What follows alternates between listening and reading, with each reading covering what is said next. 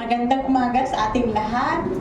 At masasabi kong mapalad ang mga naparito ngayon sa ngalan ng Panginoon. Napakapalad ng mga batang ito at makakarinig sila ng salita ng Diyos.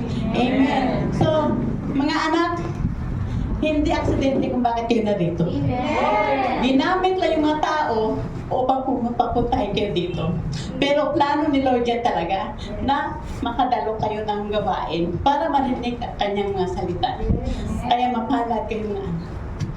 So, ang aking devotion ngayon, na ano ba? Hinihinga. Praise God. Ang aking devotion ngayon, katulad ng ating series na Kingdom Mindset. So, ang aking dudugtungan ko ito yung Kingdom Mindset na God's muna.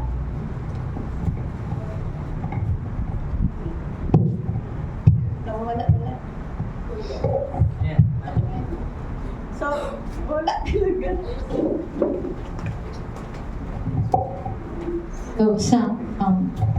Yes, in Jesus' name. So, dudugtungan ko ngayon ating pangalan, title doon sa ating series ngayon na Kingdom Mindset. So, ako naman, tawagin ko naman, God's Kingdom Mindset.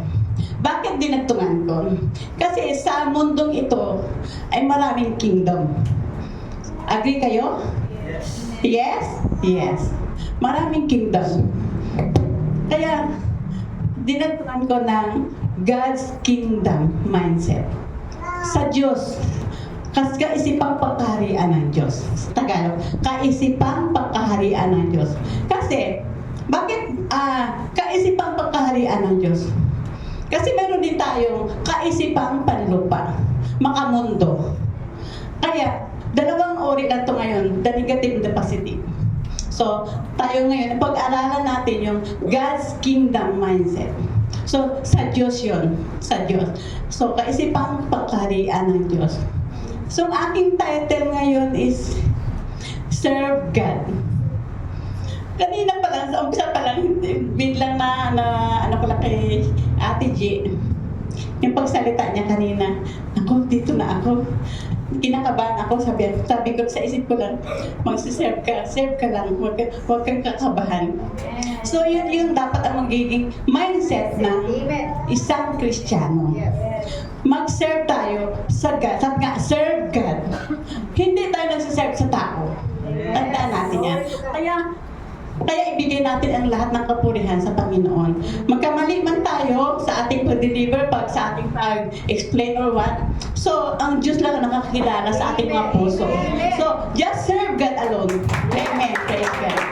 Okay. So, akin naman, nalalaman na natin ang lahat na dapat ang Kristiyano ay dapat may kaisipan panlangit. Na hindi panlupa. Ibig sabihin makamundo. At ang lumang buhay natin ay huwag na natin buhayin pa. Kasi lahat naman tayo ay mayroon mga kanya-kanyang pangit na ugali noon. Agree ba tayo? Amen. So, subalit, nung nakilala natin ang Panginoon Diyos, binago na tayo at nagkaroon tayo ng kaisipang pagkaharian ng Diyos.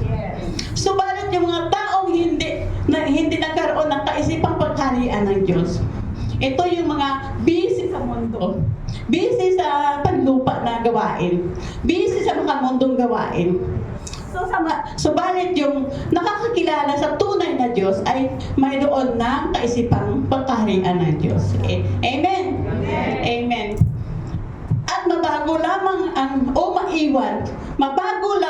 maiwan ng isang tao kung tayo ay may kaisipang panlangit o God's Kingdom Mindset, ang lahat ng pangit na ugali natin. Amen. So, kaya sabi ng Deuteronomy 6:13, sabi dito, magkaroon kayo ng takot kay Yahweh. Magkaroon kayo ng takot kay Yahweh. Paglingkuran ninyo siya at kanyang pangalan, at sa kanyang pangalan kayo manumpa. So, nandun yung magkaroon kayo ng takot. Anong klase ito. Takot ba na nanginginig tayo dahil tayo ko lumapit? Ganon? Takot na lumapit sa Diyos? Dapat ito yung takot na sinasabi dito ay yung reverent takot. Reverent fear. Banal na pagkatakot. Takot na ano? Takot na gumawa ng masama na di ayon sa kalooban ng Diyos o anumang mga kasamaan na mapapalayo sa atin sa Diyos. So alam na natin kung anong mga kasamaan na ito. Ano bang mga kasamaan na to? Ito ang masasabi ko yung nasa Colossians 3, nandun yung mga ibang mga kasamaan na binanggit. Hindi ko naman basahin, hindi na natin basahin, pero naroon. Okay. So, nandun pa nga, kung pwede mong ano mo doon, kahit nasa English, o may Tagalog, sa Colossians 3. Ayun. Doon nga sa pakibaba mo na lang konti. Ayan. Ayan. Yung mga iilan na yun nga mga kasamaan. Yun. So nakita nyo? Yung mga kasamaan, hindi ko na babanggitin pero nariyan lahat ang mga kasamaan na pwede natin, o dapat, hindi pa pwede, dapat natin iwasan.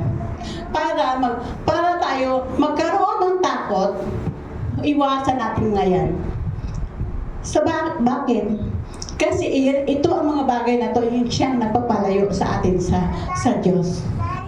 At kapag napalayo tayo sa Diyos, dito tayo tinatawag na patay ang ating espiritu sa Kanya. Kaya di ba nakakatakot? Kaya isa yan sa mga dapat nating katakutan.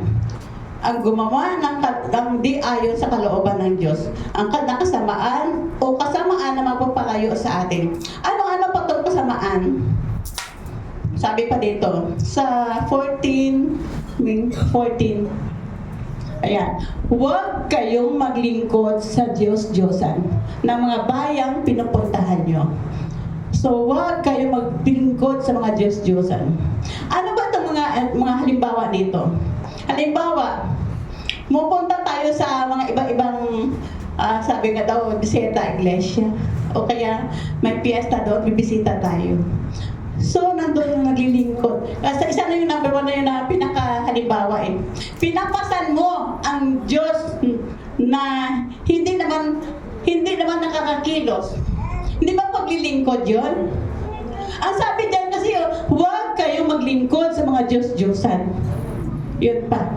Katulad yun sa mga bayang pinupuntahan nyo. Halimbawa din, si Ate G pumunta sa Indonesia? Sa Thailand.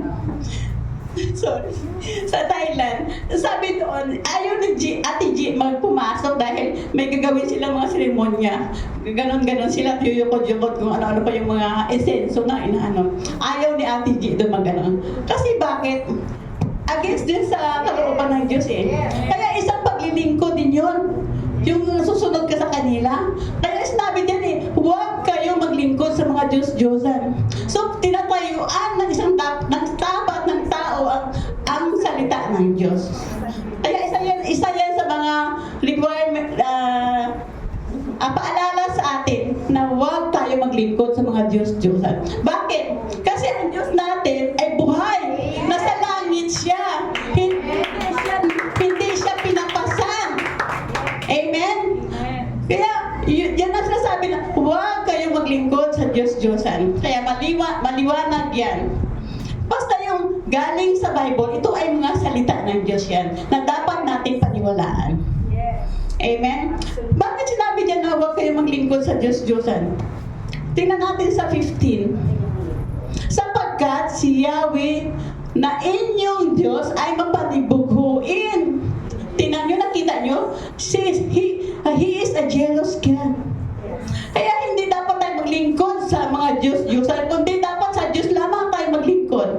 Yan dapat ang kaisipang tama ng isang Kristiyano. Tunay na Diyos lamang ang kanyang paglingkuran, hindi mga Diyos-Diyosan. Amen? Amen. So ano pa ang sinabi doon sa Sabi niya, huwag kayo maglingkod sa Diyos-Diyosan ng mga bayan ito. Dahil ngayon nga, dapat huwag sa mga bayan ito. Kundi, ang paglilingkuran natin ay ang Diyos na lamang na buhay. Tingnan natin sa 13. Balik tayo sa 13. Sapagkat, 13, mayroon kayong takot sa akin. Magkaroon kayo ng takot kay Yahweh. Wait lang. Magkaroon kayo ng takot kay Yahweh. Paglingkuran ninyo siya. Ayan, maliwanag yan. Paglingkuran ninyo siya at sa kanyang pangalan kayo manumpa. Sa kanyang pangalan kayo manumpa. Hindi sa larawan. Amen? So, sinabi dyan na sa paglingkuran ninyo siya at sa kanyang pangalan kayo manumpa. Hindi tayo sa larawan na doon tayo magluhod. Lord, ganito. Pero sa larawan tayo nakaharap. Hindi dapat ganun. Kasi ang ating Diyos ay Espiritu. Si Spirit siya. Hindi natin siya nakikita. Pero nararamdaman natin, nakikita natin ang kanyang mga gawa. Amen? So, tandaan natin ng kabataan, ang Diyos natin ay Espiritu. Wala pang nakakakita sa Diyos. Amen. Okay. So, ano ba yung paglilingkod na dapat nating gawin? Number 1. Ano pa lang ito? Ano nga mga paglilingkod na ating gawin? Number 1 is share the Word of God. Kanino? Una, sa ating pamilya, mga kapamilya, mga kamag-anak. I-share natin. Huwag natin sarilinin. Marami tayong mga kamag-anak na hindi pa nakakilala. Alam nila may Diyos, pero hindi nila kilala.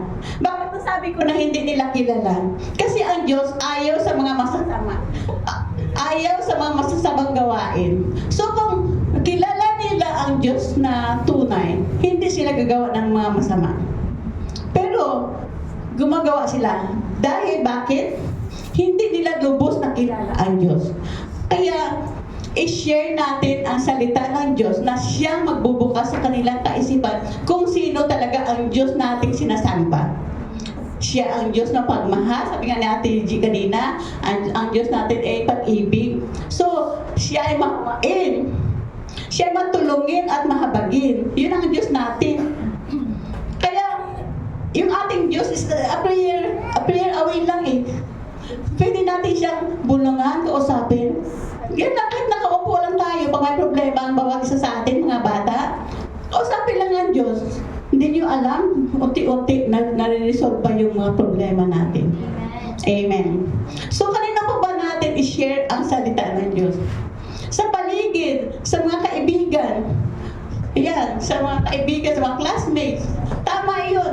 Sinishare ng mga classmates nyo yung kabutihan at pag-ibig ng Diyos. Eh, mapalad kayo mga bata na nakakarinig at makakaramdam ng pag-ibig ng Diyos. Praise the Lord. Okay, sa kanina pa, sa mga hindi man kakilala. Halimbawa, sa palengke, kami nila ate, hindi kami nila tita ganda. Pag may talaga sinasabi namin. Nung isang araw lang din paglabas ko sa gate, papunta na ako dyan sa tuturuan ko. Magpo-4 pa lang yun. May narinig ako doon sa dulo ng Lisbon na sumisigaw na paninda. Gusto ko lang itong i-share ha. Hindi ito kasama sa pero gusto ko lang i-share. Kasi sabi natin, i-share natin sa mga hindi mo natin kilala. So ang tao yan, ang babae niyo na hindi ko kilala. So balit, nagkaroon ako ng eagerness na hintayin ko. Talagang nag-stay ako sa may gate. Tapos, hindi man ako bibili, napabili ako. Kasi bakit? Nag-share ako ng kaunti. Basta pag-share ko hanggang sa kakausap sa kanya, nalaman ko na siya pala yung buntis na umatin sa atin noon. Si Fair ang niya, Melody. Si Melody. Hanggang sa kakashare ko sa kanya, nalaman ko pa, sabi ko, ikaw ba yung buntis na attend noon sa amin noon? Sabi, oo ate. So ang dami nang pinag-usapan hanggang gusto ko siya kausapin. Hindi ko siya mapigilan kasi may tinitinda nga siya Sabi ko, kinuha ko na lang ang kanyang phone number. So yun dapat ang natin na huwag natin palampasin mga pagkakataon na i-share ang Diyos sa kanilang mga buhay na kanila natin kilala. Praise the Lord. So yun ang mga paraan na paglilingkod sa Diyos. Amen? Okay. Ano pa? Attend church activities or services o kaya Bible study.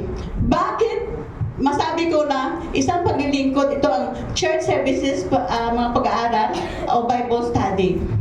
Kasi once na narinig natin yung mga salita ng Diyos, na ibabahagi natin. Anong ibabahagi natin kung hindi tayo nakarinig? Right?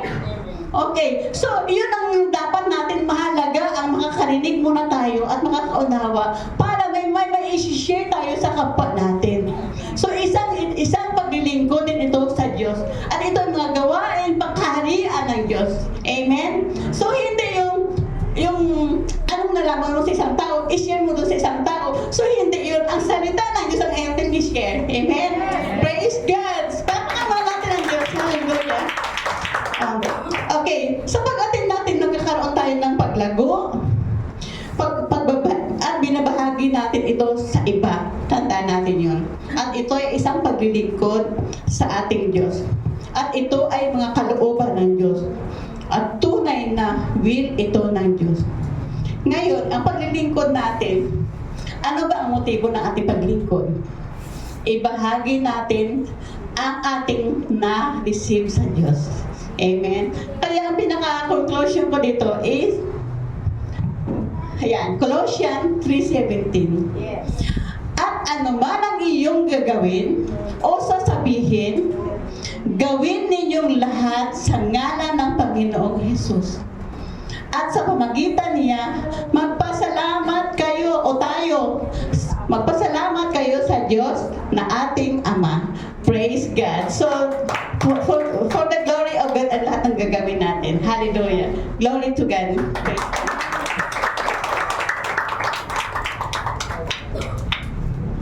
Amen. Napakaganda ng